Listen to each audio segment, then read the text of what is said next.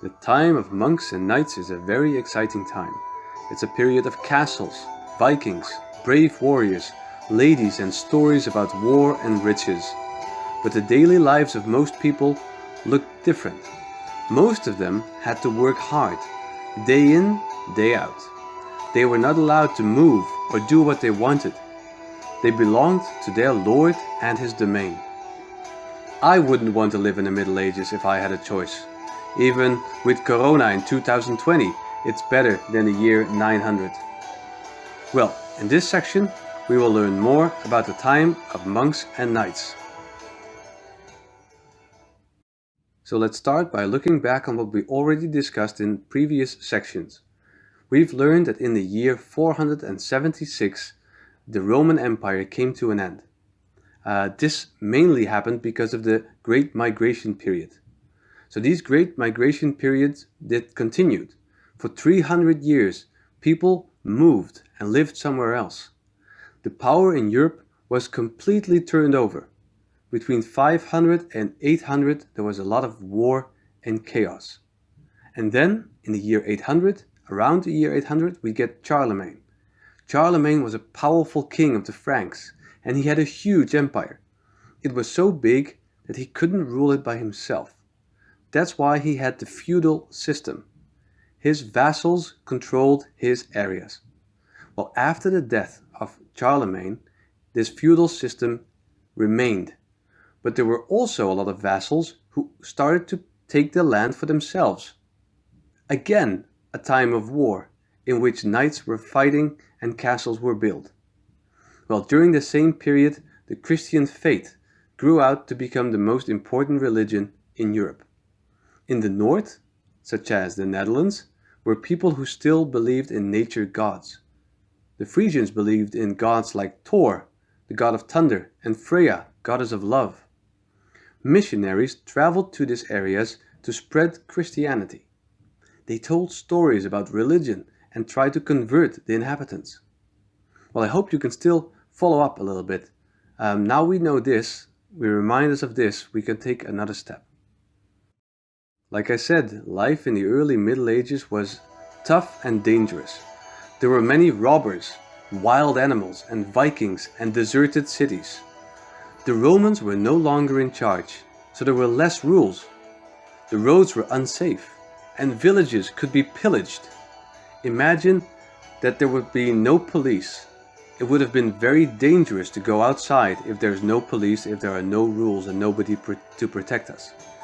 That is why people almost didn't leave their villages anymore. There was almost no trade and no traveling. So, to search for safety, farmers started to live close to a very strong knight. This is how a new system emerged. We call it Manorialism. So in order to understand Manorialism, we have to go to the countryside. So during the early Middle Ages, there were almost no big cities anymore. Almost everybody lived in the countryside. This is what we call an agricultural society.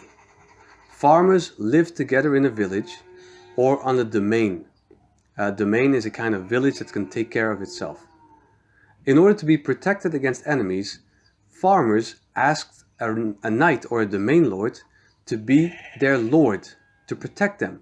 So this knight gave protection to the farmers, but in exchange, they had to pay taxes. So they didn't use a lot of money back then, so the farmers paid taxes in form of food, wood, and other fossil fuels. Well, on this picture you can see a domain. It has farmsteads, a wall, a few buildings like a church, an oven, and on the hill you can see the fortified house of a knight. It's the first example of a castle. This system of the domain, lord, and farmers is called Manorialism. So let's try to learn a little bit more about life on the domain. So domain life was tough. The serfs were half free farmers. They got a small piece of land, but they also had to work for their lord. There were very strict rules, and they were not allowed to leave their land if they wanted to. So the domain lord had many rights. He got taxes, and he was also allowed to decide about the lives of the serfs. So he could decide what kind of punishment they would get if they did something wrong, what kind of work they had to do, and he could sometimes even force women to sleep with him. Well, this is a very terrible situation, but the farmers were also afraid to leave the domain.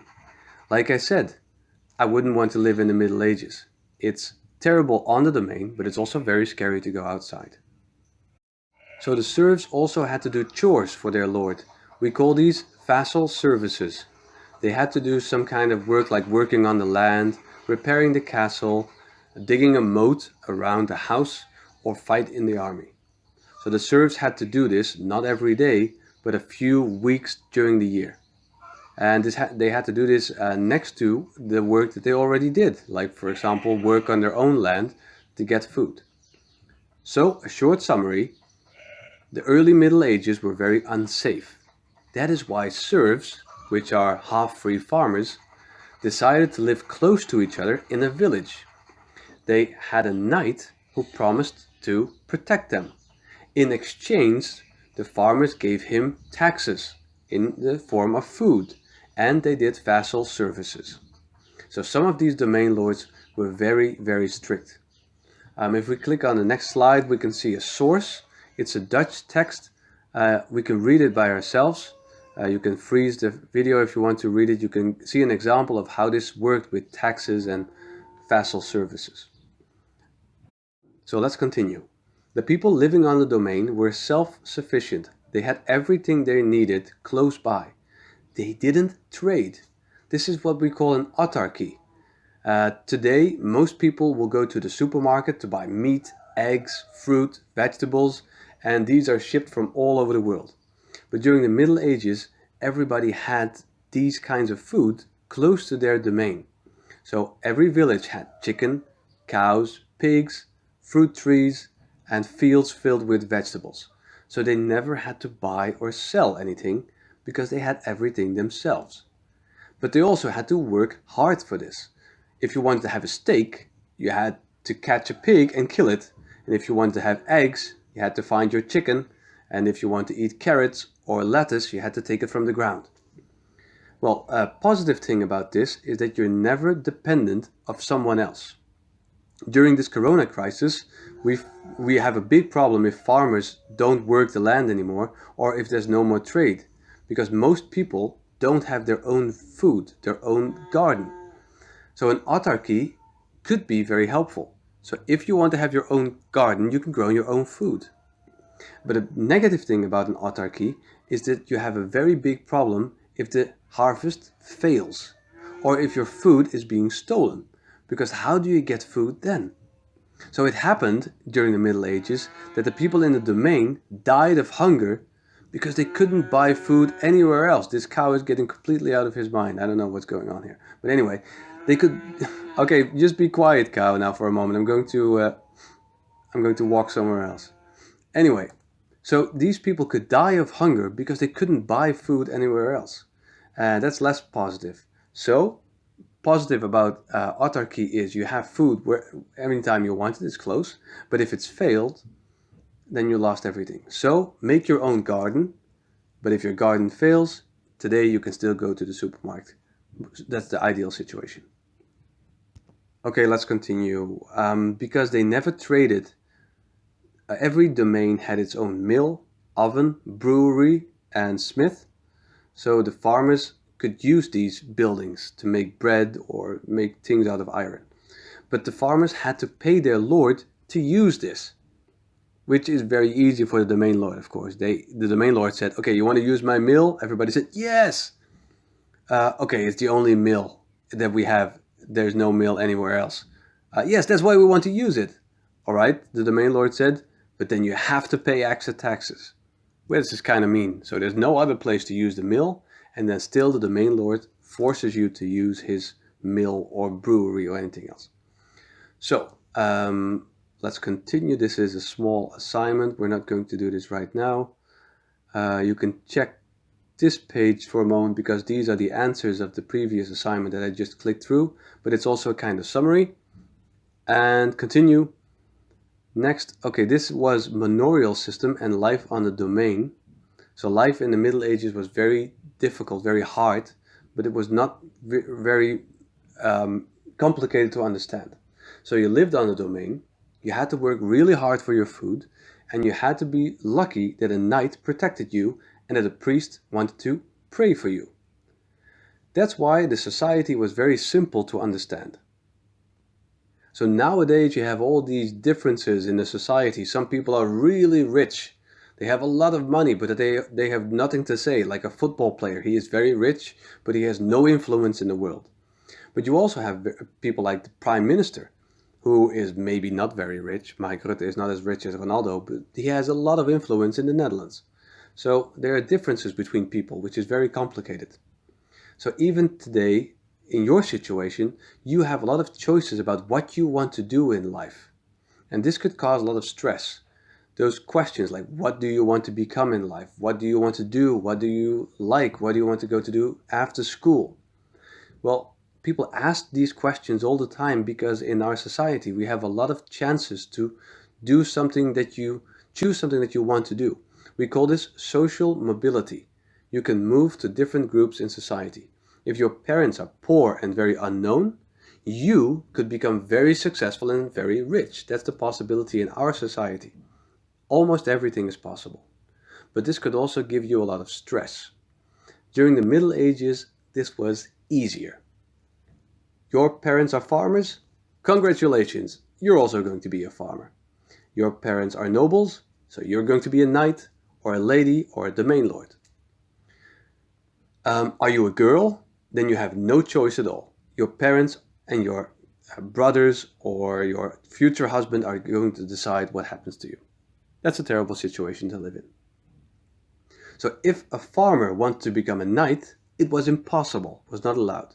If a knight wanted to become a farmer, everybody would laugh at him, so it's also not possible. So there was not a lot of choices, the opposite of what we have today.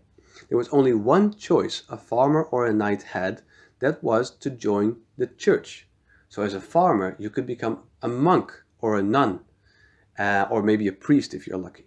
If you were from a noble family, you could become a priest or a bishop, so you were a little bit higher in rank than the farmers. So there was not a lot of social mobility during the Middle Ages. So the whole society was split up into three groups, and we call them the three estates. So what are these three groups, these three estates? The first estate was the clergy. They work for the church. For example, a pope, a bishop, or a monk. And they are the ones who pray. That's their task in life, to pray. The second estate was the nobles, old influential families. Like we have King Willem-Alexander, who is from an old, very influential family. Their role is to govern the country and to protect the people. They were knights, kings, dukes, and so on. So their task was those who fight, those who protect. And the third estate were the serfs or the farmers. They were the ones who worked and they paid taxes. So those are the ones who worked. So this is easy, three groups in society. I hope this is all clear for now. There's another assignment that you can test yourself a little bit, but there are no answers. So if you have any answers about this, you can ask me during the lesson. The last thing I want to tell you is, during the early Middle Ages, there was not a lot of trade. People almost didn't leave their village, but it didn't mean that there was no trade. One of the few trading places was a city called Dorestad. Today it would be Wijk bij Duurstee. So a lot of valuables have been found in the ground underneath Wijk bij Duurstee, because the people over there were kind of rich. But something else happened to them. Vikings. So the Vikings attacked Dorestad so many times that nobody wanted to live there anymore, which really sucks for them. So this was the end of this presentation for this section. Let me know if you have any more questions, and then I will see you again next time. Goodbye.